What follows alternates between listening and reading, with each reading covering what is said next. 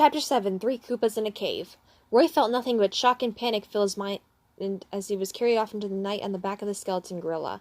Why did the gorilla capture him? Where was it going? It wasn't going to eat him, was it? Roy hoped not. He didn't want to end his life swimming in the stomach of a skeleton. All around him, the scenery was going dark. Oh no, Roy thought. The skeleton gorilla really had eaten me alive. Now it's just a matter of time before I'm digested. Goodbye, lovely mushroom world. You will be missed. All of a sudden, Roy felt as if he'd been dropped on a cold, hard, solid ground. Huh, he thought. I didn't expect the stomach of the skeleton gorilla to be so...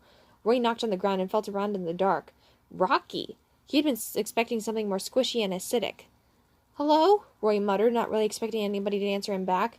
Roy, is that you? Asked a voice in the darkness. Roy was so scared that he jumped to his feet and started running around frantically.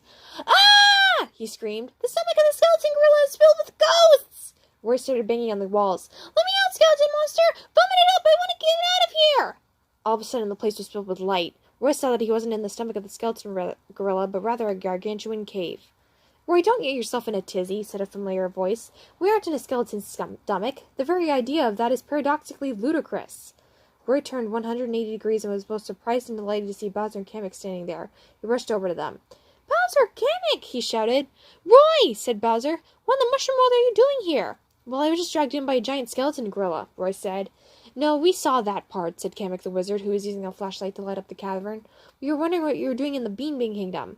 Oh, me and the gang came here on a train in order to speak to Bowser, Roy said. What are you guys doing locked in a cavern all by yourselves? Bowser chuckled.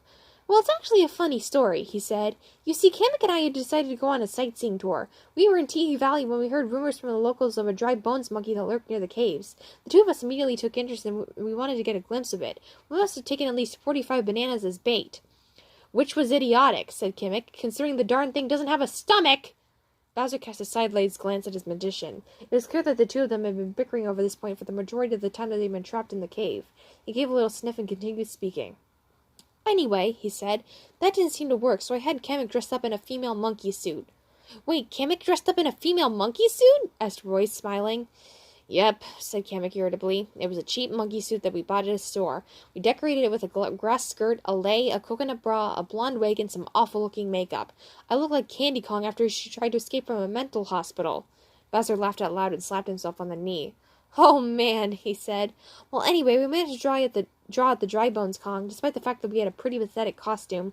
Unfortunately, he wasn't too happy to see us, so he knocked us out with a club and dragged us into the cave. The two of us have been stuck in here ever since. Roy looked around the cavern. He noticed that it was empty except for a few empty barrels and a quantity of bananas that littered the ground. Roy glanced behind him and noticed that a humongous gem was blocking up the entrance to the antechamber. You mean you guys have absolutely no way of getting out? Asked Roy, growing worried. Kamek shook his head. Nope, he said. The monster took my wand, so any hope of getting out of here using magic is gone. So we're trapped in here? Asked Roy. He was frightened and worried. He didn't want to be stuck in the cavern. It was dingy and it smelled of mildew and decaying bodies. Pretty much, said Bowser. Roy started freaking out. He ran to the jewel and started banging on it with his fists. Help! He called out. Somebody! Anybody! Let me out!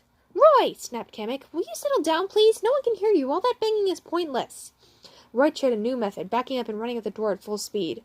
That's pointless too, said Bowser. I already tried that. Roy threw up his arms in exasperation and frustration. Then what are we going to do? He asked. Well, there's only one thing for a noble Koopa to do at a time like this, said Bowser. With that, he sat down cross-legged on the ground with his eyes closed. Roy and Kamek exchanged looks with one another, not entirely sure what he was up to. What are you doing? Asked Kamek at last. I'm utilizing the Princess Peach method, said Bowser without opening his eyes. Now Roy was even more confused. Kamek got a funny look on his face. What's the Princess Peach method? Asked Roy. Simple, said Bowser as he opened his eyes and glanced at Roy and Kamek. I sit around and wait for help to come to me. Bowser closed his eyes again. Kamek and Roy exchanged another look. That's stupid, said Kamek bluntly. What? Do you guys have any better ideas? Asked Bowser. Come on, sit back, relax. The more patient we are, the quicker help will seem to come.